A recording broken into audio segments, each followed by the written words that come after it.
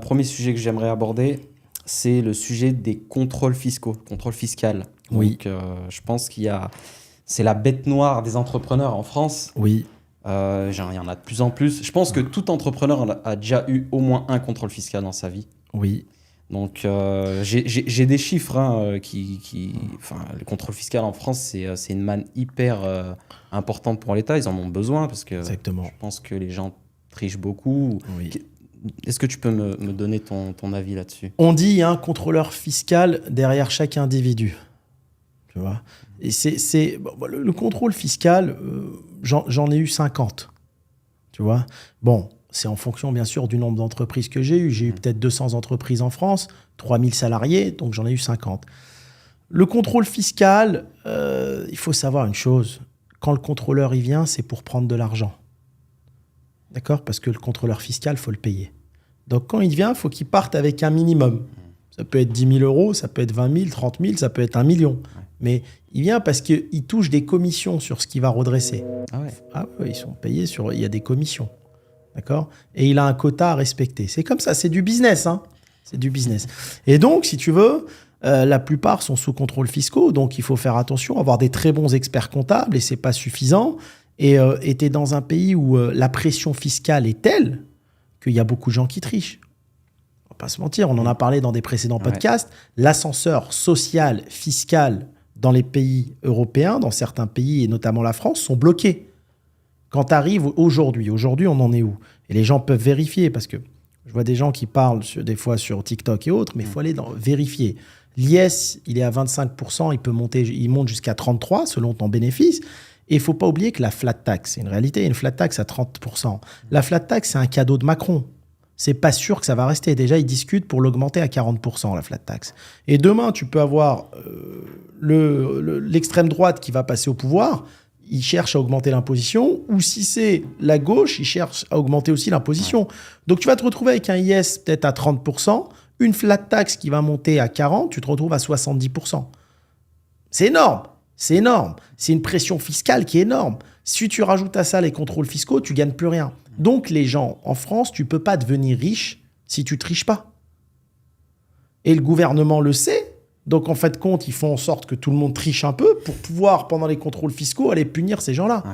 Pas se mentir. Enfin, il y a un moment donné, soit les gens, ils ne déclarent pas tout, soit les gens, ils décaissent de l'argent de leur entreprise. C'est la réalité. Et à tous les niveaux.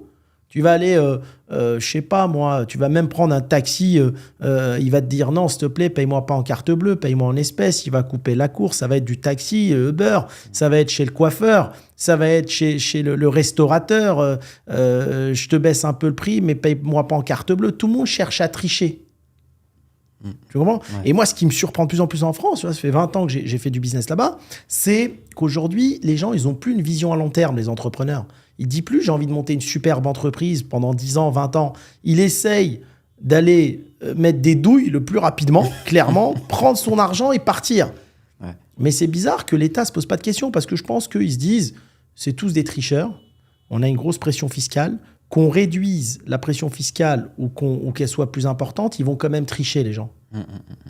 Voilà, je pense qu'ils se disent ça, donc autant aller chercher le maximum. J'ai des chiffres comme quoi, en 2023, la part des contrôles fiscaux qui ont été déclarés est de 53% grâce à l'intelligence artificielle. Donc il y a de plus en plus de contrôles fiscaux qui se déclenchent avec l'IA et les algorithmes. Est-ce que tu pourrais nous dire, j'en ai noté quelques-uns, mais quels sont les déclencheurs d'un contrôle fiscal? Ce qui déclenche un contrôle fiscal, c'est souvent quand tu ne fais pas tes déclarations en temps et en heure, que ce soit les déclarations des bilans, que ce soit la TVA ou autre. Donc, contrôler en tant qu'entrepreneur ce que font vos experts comptables. Parce que souvent, le problème, il vient des experts comptables, il ne vient pas des entrepreneurs. Toi, à la base, tu n'es pas comptable. Tu as une entreprise, tu envoies les documents au comptable, tu lui fais confiance. Et souvent, ils ne font pas tous le boulot correctement. Sauf que qui va être puni, c'est l'entrepreneur. Ce n'est pas l'expert comptable. Lui, ce n'est pas sa responsabilité. Même si tu l'as embauché, tu as une lettre de mission, tu as tout, ce n'est pas sa responsabilité. Donc, c'est toi qui vas être puni au final. Donc, les gens doivent contrôler ce que font leurs avocats et leurs experts comptables. Tu vois, même leurs avocats. J'ai un ami qui me parlait dernièrement, l'avocat, il a annulé une procédure au fond sans le dire à mon ami, parce qu'il n'a pas été payé en temps et en heure. Vérifier en permanence que les procédures sont bien posées, etc. C'est hyper important. Tu dois contrôler tout cet environnement. Comme on l'avait dit dans les podcasts précédents, ces gens-là sont des commerçants. L'expert comptable, l'avocat, c'est des commerçants. Donc, il faut contrôler leur travail aussi. Il y a eu beaucoup de haters de ce niveau-là, des experts comptables, des avocats, etc., qui nous ont écrit des messages et tout. Ouais, n'importe quoi, nous, on fait bien notre boulot. En fait, j'ai l'impression que ça a réveillé des petits débats. Moi, je parle de la réalité. Ouais.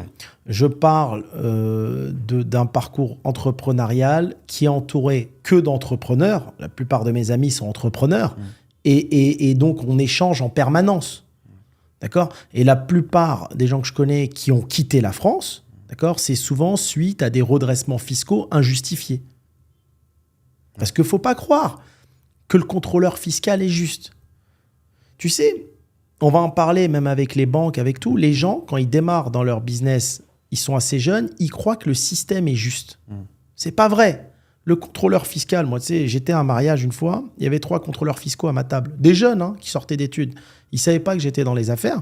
Ils me disent, nous, notre rôle, c'est d'aller prendre de l'argent aux riches. Donc déjà, on leur apprend à l'école d'aller prendre, tu vois l'opposition dont on parlait la fois dernière, d'aller prendre de l'argent à celui qui, grâce à son travail, a réussi à en faire.